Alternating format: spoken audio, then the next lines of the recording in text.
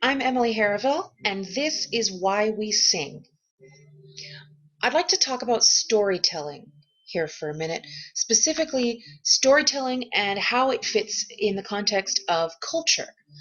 Singing and stories are inextricably linked. In fact, I would go so far as to say that text, whether it's poetry or prose, is the thing that makes singing different from all other forms of music, because the singer is communicating not just with melody or with inflection or motifs, but with actual language.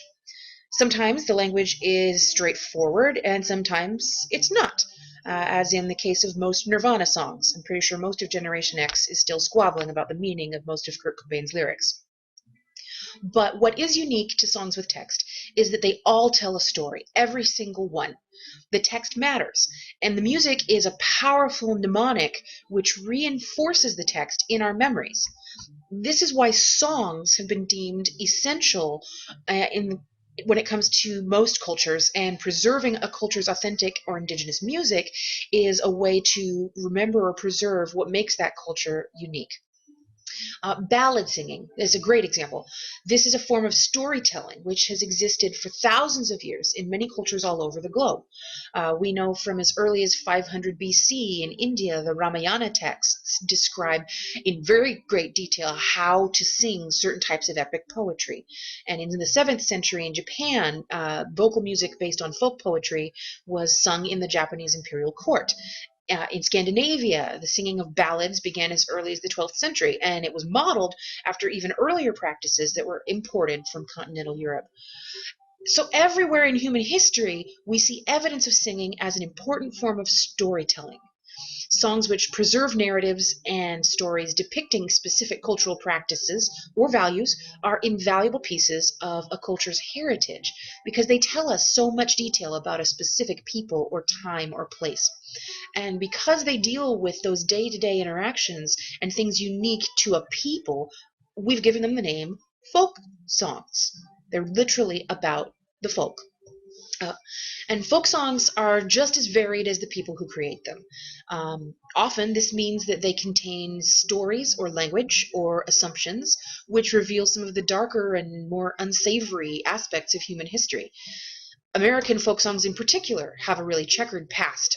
Immigrants to America bringing their songs of home from their native countries have woven so many different melodic and musical styles into the tapestry of American folk singing. And this, of course, is good and wonderful.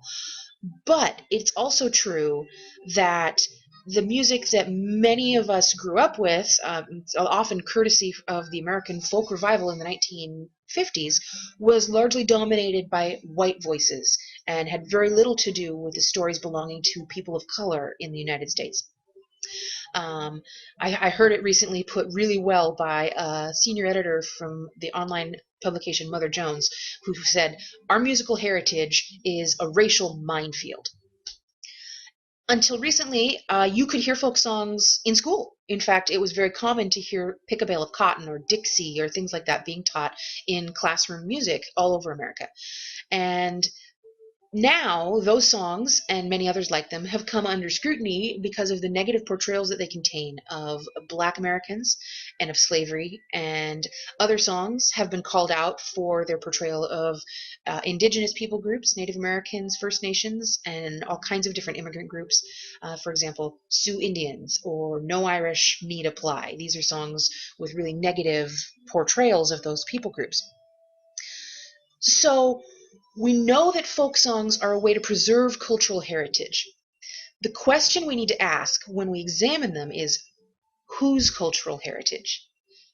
And then we need to ask the follow-up question, why? Why were these songs written? Not just who are they for, but why? What are they doing? What do they accomplish? Cowboy songs and the frontier ballads and those sorts of genres that we retain from the westward expansion largely only described the challenges being faced by white people who chose to uproot from urban areas and move west onto the frontier. And as they began to push westward, they were displacing the indigenous populations as they went. So these white settlers were bringing their cultural perspectives and their values and their biases and their beliefs into lands where they had never existed before.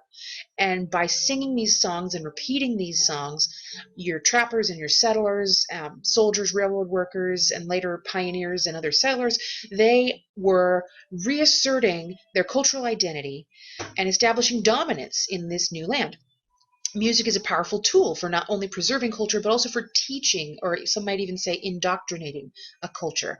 And it's no secret that white settlers used it to assert their identity over and against the cultures that they were driving out in front of them as they moved across the United States. There's a current push among music educators to eradicate these problem songs, to just eliminate them and remove them from public school curriculum. And in the teachers' forums that I participate in online, I've noticed that white teachers in particular are really wrestling with the question of what to do with songs that contain racist language or imagery or tropes. The prevailing consensus seems to be that these are not themes that are appropriate for children, and that if we teach them, we run the risk of upsetting parents and getting in trouble with administrators. But I think the real problem is that the songs themselves make us uncomfortable. And you know what? It's important for white people to feel uncomfortable. We need to learn how to live with discomfort and not avoid it if we want to have honest discussions and conversations about the history of race in this country. We can't hide from these songs. We can't keep them buried in the past. We can't try to sweep them under the rug.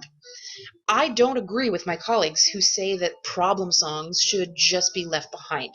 If anything, I think now more than ever we should teach them, simply to point out that the horrors of slavery are still rippling through our society, and this period that we'd rather forget is still very real and active and too close for comfort for a lot of Americans.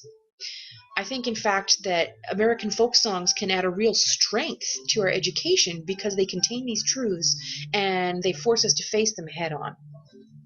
Thankfully, American music and American folk music has room for more than just this perspective. And especially now in the digital age, we finally are starting to hear voices which have been silenced and marginalized and ignored, and they're able to reach more ears than ever before.